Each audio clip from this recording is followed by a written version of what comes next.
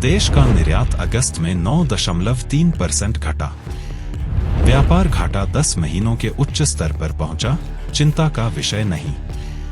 अगस्त में भारत का निर्यात 9.3% घटकर 34.71 अरब डॉलर पर पहुंच गया, जो पिछले 13 महीनों में सबसे बड़ी गिरावट है। वैश्विक आर्थिक अनिश्चितताओं का इस पर गहरा असर पड़ा है। व्यापार घाटा उच्चतम स्तर पर। इस दौरान व्यापार घाटा 10 महीनों के उच्चतम स्तर 29.65 अरब डॉलर तक पहुंच गया।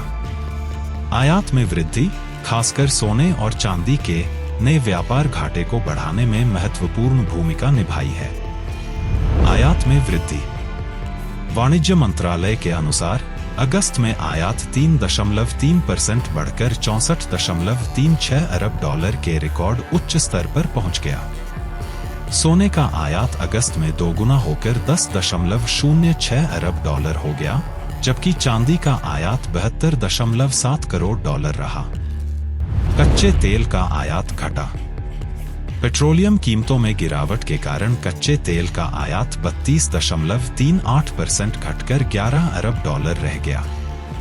इसके परिणामस्वरूप वस्तु निर्यात पर भी नकारात्मक प्रभाव पड़ा है। चालू वित्त वर्ष में स्थिति।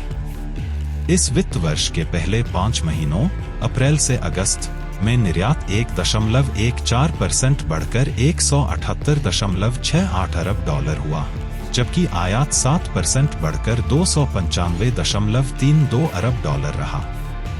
इस अवधि में व्यापार घाटा 116.64 अरब डॉलर रहा, जो पिछले वर्ष की तुलना में अधिक है।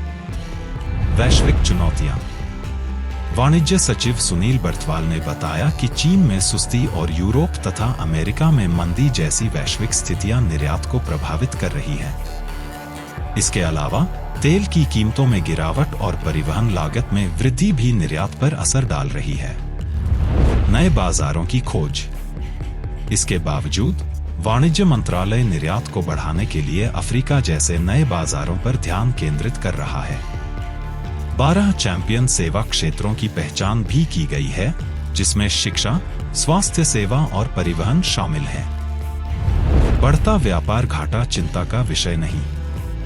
बढ़ते व्यापार घाटे पर टिप्पणी करते हुए बर्थवाल ने कहा कि यह भारत जैसी उभरती अर्थव्यवस्था के लिए चिंता का विषय नहीं है, क्योंकि यहाँ की खपत की मांग काफी अधिक है। भारत की अर्थव्यवस्था विश्व अर्थव्यवस्था की तुलना में तेजी से बढ़ रही है।